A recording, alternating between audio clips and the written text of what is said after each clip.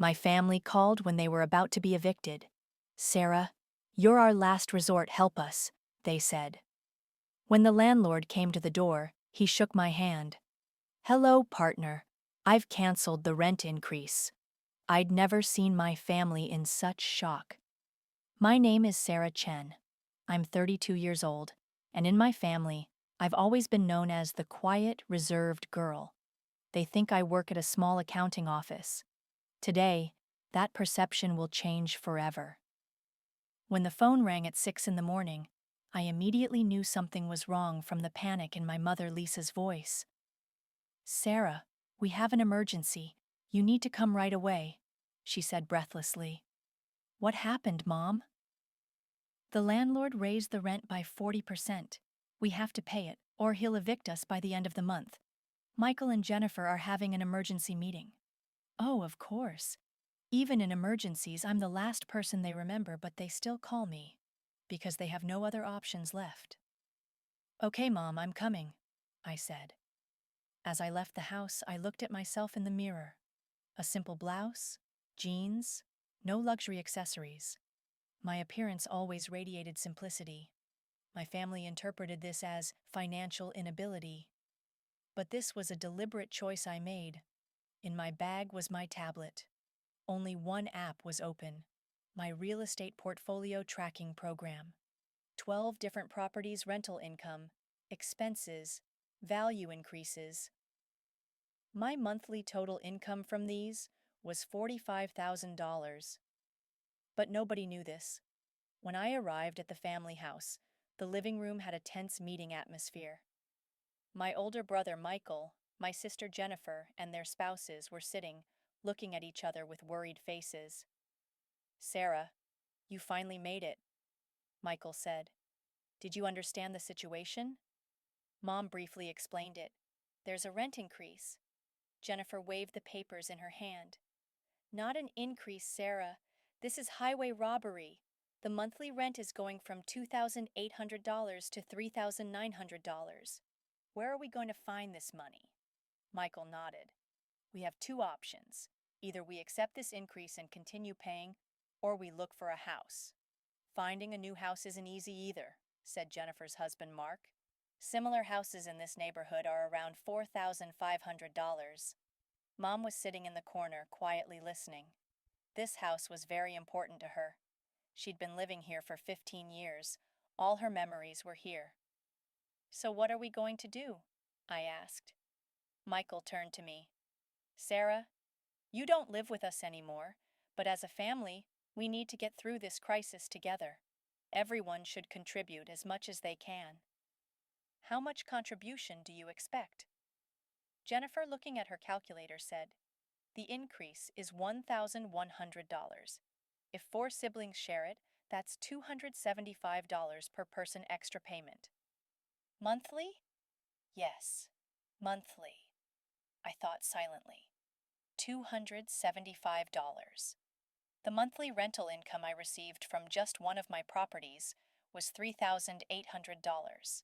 But of course they didn't know this. "Sarah?" Michael forced me to answer. "Are you participating? How important is it for you that this family house continues to be rented?" Mom murmured for the first time. "Very important, Sarah. This is our home." "Well, what can we do to solve this problem?" Jennifer leaned forward. "Sarah, you know our situation. Michael has children. I have loans. You're the person with the least obligations." "Ah, yes, the person they defined as having the least obligations. Because I'm not married, I don't have children. So in their understanding, my money is going to waste." "Okay," I said. "I'll try to do something." "What will you do?" Michael asked. "Are you going to take a loan from the accounting office?" "I'll find a way." At that moment, there was a knock at the door. Everyone tensed. "Could it be the landlord?" Jennifer whispered. Mom looked out the window. "Yes, it's him, Robert Anderson." Michael took a deep breath. "Let's all talk together. Maybe he'll show understanding." I went to open the door. Robert Anderson was in his 50s, wearing a suit with a serious appearance. When he saw me, a familiar smile appeared on his face. Sarah, what a surprise. What are you doing here? Hello, Robert. This is my family. They live here. Really? He seemed surprised. I didn't know. You're the daughter of the Chen family? Yes. Robert came inside. The others had stood up, watching with tense and expectant looks. Mr. Anderson, Michael said, we wanted to discuss the rent increase. Robert turned to me. Sarah, did you explain the situation to your family? Which situation? I asked, continuing the game. Our partnership. The living room suddenly fell silent. Everyone was watching us. Robert, maybe we can sit and talk about this, I said. Of course. We sat down. Robert pulled files from his briefcase. Actually, Robert said, looking at the family, I already discussed this rent increase issue with Sarah. With Sarah? Jennifer looked in amazement. Yes, because Sarah is a co-owner of this building. Silence. Michael, Jennifer, Mom, Mark. They were all frozen. What do you mean co-owner? Michael asked. Robert pulled out a document from the file. We bought this building together with Sarah last year. 60% Sarah's, 40% mine. Sarah had mentioned that her family lived in this house, so I discussed the rent increase issue with her. Jennifer's mouth hung open. Sarah, you own this building? I'm a co-owner, I said calmly. Mom spoke for the first time. Where did you find this money? Robert smiled. Sarah is my youngest and most successful partner. We've been working together for 5 years. She has an amazing eye for real estate investments. Michael collapsed into his chair. I don't understand. Aren't you an accountant? I am an accountant, I said. But I'm a real estate accountant. My company is Chen and Associates Real Estate Consulting. Robert added, Sarah's company is one of the city's largest real estate consulting firms. She makes all my investment decisions. Jennifer asked tremblingly, So are you rich? I have enough to live comfortably, I said. Robert laughed. Sarah is modest. Her portfolio is worth $4.2 million. When Michael heard this figure, he jumped up. $4.2 million? Sarah has 12 properties, Robert continued. This building is just one of them. Mom looked at me in amazement. Sarah, why did you never tell us? Because you never asked, I said. Every time I came, you asked, How's work? I'd say fine. No other questions came. Jennifer started crying. We were asking you for money, for $275 a month. That money was a big deal for you, not for me. Michael sat down. Sarah, we never understood you. You didn't need to understand. Loving me was enough. Robert, wrapping up the situation, said, Now, let's return to the rent increase issue. Sarah wants her family to be comfortable. I'm also canceling the rent increase. Canceling? Mom was surprised. Yes, actually, we're reducing your rent by 20%. Instead of $2,800 monthly, it'll be $2,200. Jennifer looked in shock. Why? Robert turned to me. Sarah, would you explain? I took a deep breath. Because I own this building and I want my family to be happy here. Michael shook his head. You're our landlord? Yes. For how long? 10 months. We bought it from the previous owner. Mom asked curiously, Why didn't you tell us? Because I didn't want you to realize I was helping you. As a family, you already had the right to live here. Robert stood up. I should go now.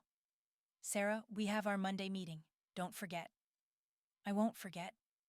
After Robert left, the living room was enveloped in deep silence. Jennifer finally spoke. Sarah, we apparently knew nothing about your life. Did you ever want to know? Michael said sadly. No, we didn't. We were always busy with our own problems. Now you know. Mom came to me, held my hand. Sarah, I'm proud of you. Thank you, Mom. Why did you never get married? Jennifer asked. Because I couldn't find the right person. I was very busy building my business and making investments. Michael asked, Aren't you lonely? Number, I love my work. I have friends. I have family. I'm not lonely. Jennifer asked curiously, What other places do you own? I took out my tablet and opened my real estate portfolio. I currently have 12 properties, 2 are commercial, 10 are residential. Total monthly rental income is $47,000. $47,000? Michael was amazed. Yes, and I make new investments every month. Mom asked curiously, So how did you achieve all this? I worked very hard. Since I was 25, I've been turning every penny into investments. I bought my first house at 28, rented it out, used the rental income to buy the second one, and it continued like that. Jennifer asked, Wasn't it ever difficult? It was very difficult. In the early years, I lived very restrictively, but I had a goal. What goal? Financial freedom, not being dependent on anyone. Michael thoughtfully said, We always looked down on you. Yes, you did. We apologize. I accept. Jennifer asked, What happens now? From now on, I'll continue helping you. But with this difference, you won't look down on me anymore. Mom smiled. We won't look down on you anymore. We'll be proud. You don't need to be proud either. Just loving me is enough. That night we had dinner as a family. For the first time, questions were directed at me. They asked about my work, my projects, my future plans. It felt good to feel valued within the family. At dinner, Michael asked, Sarah, would you teach us real estate investing too? Of course, but first you need to learn budget discipline. How? We'll do income expense analysis. We'll cut unnecessary spending. We'll set savings goals. Jennifer excitedly asked, Can I join too? Sure. We can establish a family investment club. Mom asked, Sarah, would you still like to live with us? No, Mom. I have my own house and I'm happy there. But I'll visit often. Where do you live? Michael asked. Downtown, penthouse on the 30th floor. Jennifer was surprised. Penthouse? Yes, the view is beautiful. Can we see it? Of course, I'll invite you all this weekend.